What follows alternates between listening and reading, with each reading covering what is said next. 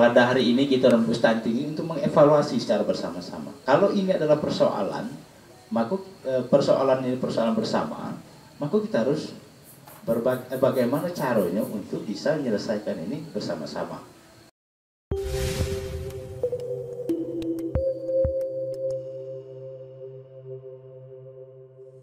Bapak, ibu-ibu, saudara yang sempat hadir pada kesempatan pagi hari ini yang saya hormati, Allah wabarakatuh. Bismillahirrahmanirrahim. La haula wala quwwata illa billah. Asyhadu an la ilaha illallah wa la syarika lah. Asyhadu anna Muhammadan abduhu wa rasuluhu la nabiyya ba'da.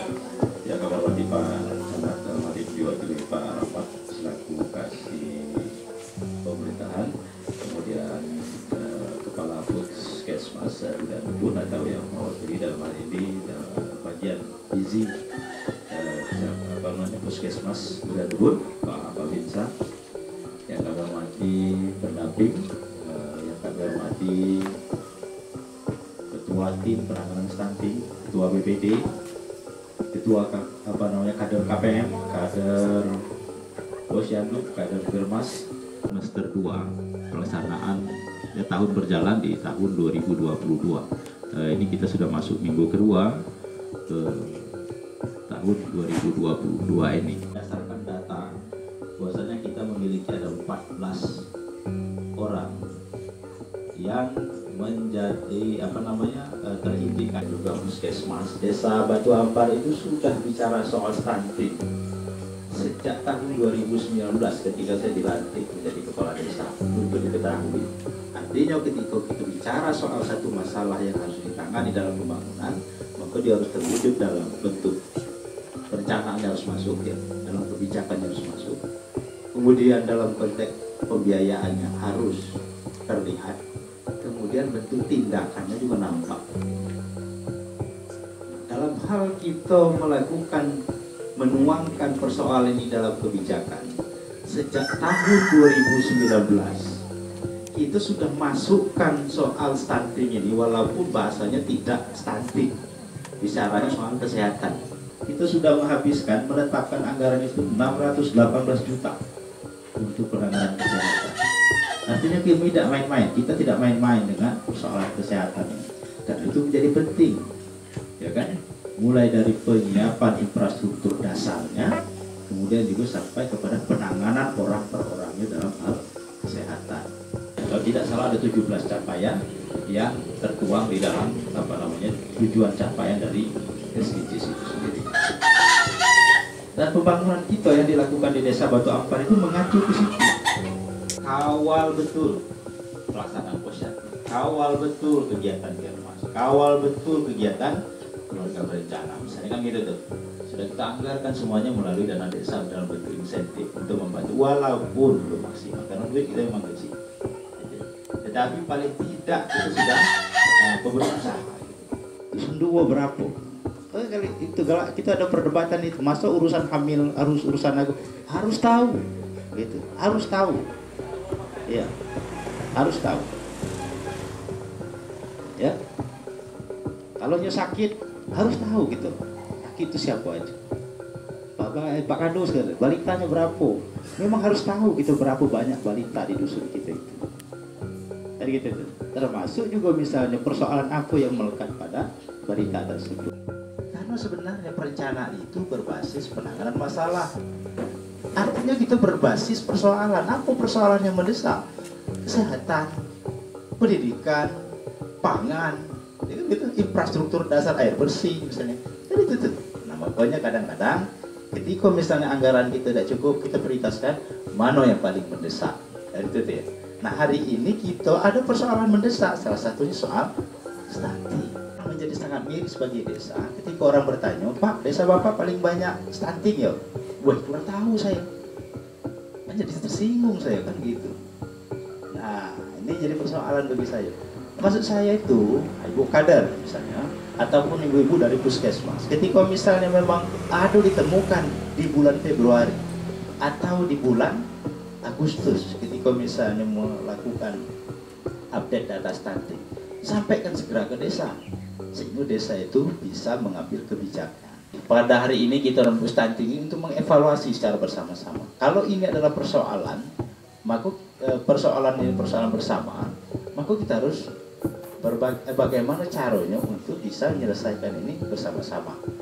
Menegaskan ini supaya kita satu pemahaman, kadar satu pemahaman. Tim penanganan stunting PKK punya pemahaman, BPD punya pemahaman yang sama. Misalnya kayak gitu. Kecamatan punya pemahaman, puskesmas juga seperti itu. Ayo kita sama-sama. Nah, maksud saya hari ini kita tengok nih dari jumlah data kita, artinya nanti kita ini bulan depan, bulan Agustus akan menyusun RKPDes, rencana kerja pembangunan desa, dan itu dipastikan harus masuk ke dalam RKPDes kita untuk tahun 2023.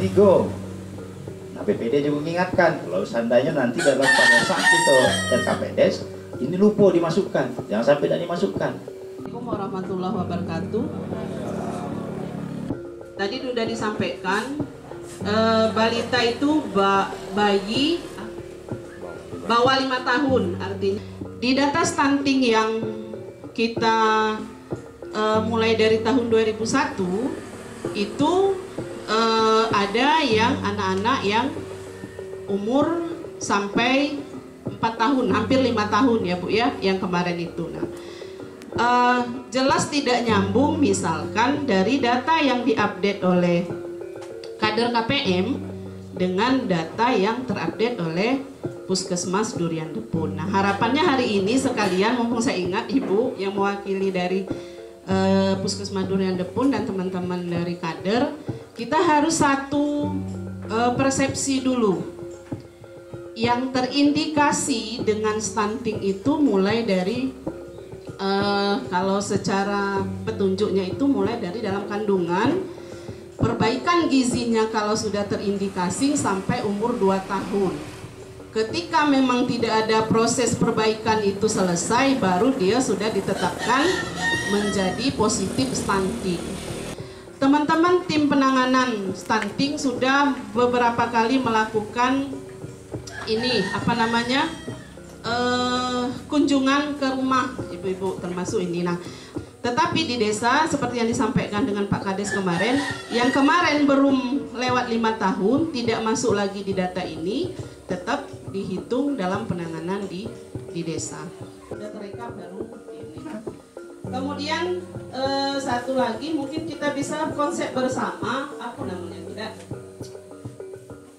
Sih yang memang menjadi tolak ukur yang mendasar sehingga anak tuh sudah ditetapkan terindikasi stunting. Pelayanan kami di puskesmas sudah bagus, terus tuh kami juga sudah melakukan penyuluhan, sudah kami lakukan semua lah Pak. Sebaik mungkin kami berusaha pokoknya memberikan yang terbaik kan. Tapi kami juga tidak tahu kok sekarang ini tiba-tiba banyak ini di desa ini terindikasi stunting yang tadi disebutkan. Nah, ini salah satunya Al-Hadi ini timbangannya tidak pernah turun sedikit pun, naik walaupun ini 1 on 2 on naik terus, tapi ini terindikasi Bu. Kami bingung jadi cak mana sehat kan Bu, artinya cak ini kan Bu. Itu jadi kami bingung Bu, dari mana kok bisa terindikasi cak itu. Nah, padahal dia timbangannya berat badannya naik terus itu kan. Itu seperti apa sebenarnya? Nah, mungkin ini yang perlu kita cari titik temunya hari ini. Mudah-mudahan dari kita harapkan seperti itu. Nah, ini mungkin hal yang perlu kita laksanakan hari ini Pak Babinsa Kecamatan Meriki ini, karena kalau data itu banyak tinggi, kita juga di kecamatan juga mempengaruhi Bu. Data yang sebenarnya nanti diekspor di tingkat kabupaten itu memang data real yang ada di desa Batu Ampar. Mungkin itu saja Pak Kades, terima kasih. Saya pemegang program gizi Puskesmas Durian Depun sudah hampir 6 tahun lebih Pak. Memang permasalahan stunting di desa Batu Ampar sudah kurang lebih ditetapkan Ibu Penyamun dan Batu Ampar. Ternyata Ibu Penyamun keluar, pindah ke SKB, sekarang Batu Ampar belum bisa keluar Bu. Kenapa dia belum bisa keluar di situ? Dari data yang kami input ke server PPBGM namanya dari pusat, itu sudah ada ketentuan Bu, anak umur 0 sampai 5 tahun, seberapapun jumlah anak itu yang ada di desa itu harus kami ikut ke pusat. Anak-anak stunting itu yang bisa disebut stunting, tadi Bu Kades ngomong 0 sampai 2 tahun itu baru diindikasi stunting. Cuma di server BPPGM-nya, kalau dia sudah dari 0 sampai 2 tahun itu sudah tertinggi badan per berat badannya sudah tidak normal, itu sudah dianggap stunting Bu. Itu salah satu masalah untuk kami di lapangan. Update status stunting ini di bulan 2, di bulan 8. Begitu selesai bulan 8 kami posyandu, berarti kami mengentrinya di akhir bulan. Di bulan 9 sudah bisa diupdate Pak. Karena di bulan 9 portal sudah tertutup. Jadi masalah kami juga Pak Kades, Pak Babinsa, anak-anak yang indikator stunting ini yang dicurigai stunting, kami kunjungi ke rumahnya. Kami datangi, kami buat kasih PMT juga. Bulan depan Bu datang ya posyandu. Ada hiking ataupun jalan-jalan bersama itu mungkin untuk kedepannya bisa kita giatkan kembali. Terlepas itu, nah karena COVID kan sudah tidak ada lagi, mungkin perkumpulan ataupun masyarakat mungkin sudah dilegalkan kembali. Mungkin dari situ nanti kita bisa komunikasi dengan anak Karang Taruna seperti apa giat mereka yang ingin mereka laksanakan, mungkin didukung oleh aparatur desa dan anggaran desa mungkin bisa tercapai. Salah satunya mungkin imunisasi bagi remaja tadi.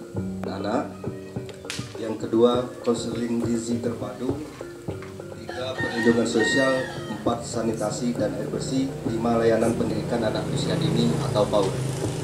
Jadi maksud saya yang saya membuka catatan ini agar kita yang hadir ini nanti dapat merumuskan apa yang dikatakan Pak Kades tadi, karena bahwasanya hari ini adalah pra penyusunan perencanaan, salah satu yang akan dituangkan di dalam apa rencana kerja pemerintah desa di tahun 2023. Selain itu, selain dari stunting ada nanti SDGs Pak, ada juga yang terkait dengan ya SDGs, karena SDGs sudah meliputi semua. Tapi hari ini kita fokus ke stunting, jadi bicaranya itu tidak ngembang, kalau bahasanya itu kan terfokus pada stunting. Dari 5 layanan untuk penanganan stunting ini, ya kita rumuskan apa yang paling tepat, membaca persoalan data yang ada, termasuk kedepannya apa yang akan dilakukan. Itu kan Pak, itu ya Pak. Supaya apa yang dikata Pak Kades tadi, perencanaan kita ke depan itu terukur. Itu salah satu tujuan SDGs Pak sebenarnya. SDGs desa nomor 3, desa sehat dan sejahtera. Nah dalam konteks ini masalahnya stunting. Tapi stunting ini bukan hanya posyandu tadi ya, nyangkut dengan prasarana sosial dasar lainnya, ada pendidikan di situ kan, ada air bersih dan sebagainya. Jadi mana dia bisa melakukan supaya dia bisa mengatasi stunting itu kan bisa kita. Kadang-kadang nyokok kalau udah mau anak stuntingnya pasti merajuk.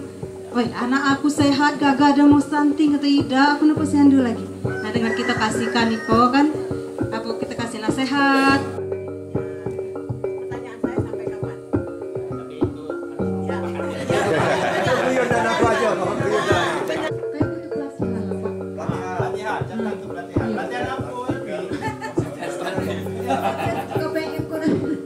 biar jadi stunting. Kertas untuk pulsa input ada masalah masuk untuk kan, termasuk laporan ke Kades. Iya.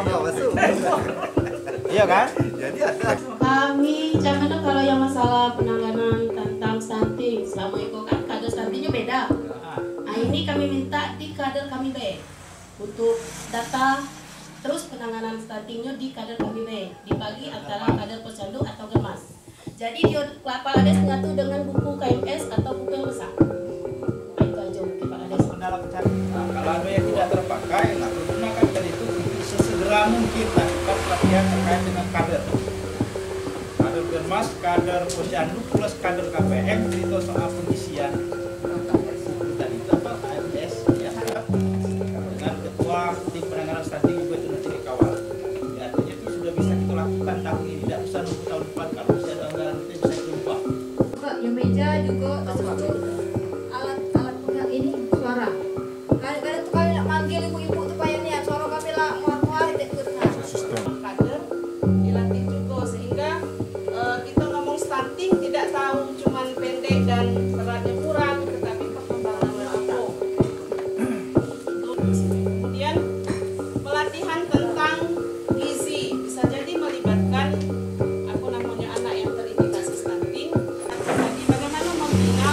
keluarga yang punya remaja untuk pencegahan, bisa jadi pencegahan riwayat stunting, bisa jadi pencegahan menikah usia dini dan kenakalan remaja. Bagaimana memang di kampung KB itu peran bina keluarga remajanya jalan, bina keluarga balitanya jalan, bina keluarga lansianya juga bisa jalan. Berbicara masalah stunting ini, Bapak Ibu sekalian, kalau kita merunut kembali ke belakangnya, mungkin banyak hal yang menjadi penyebabnya.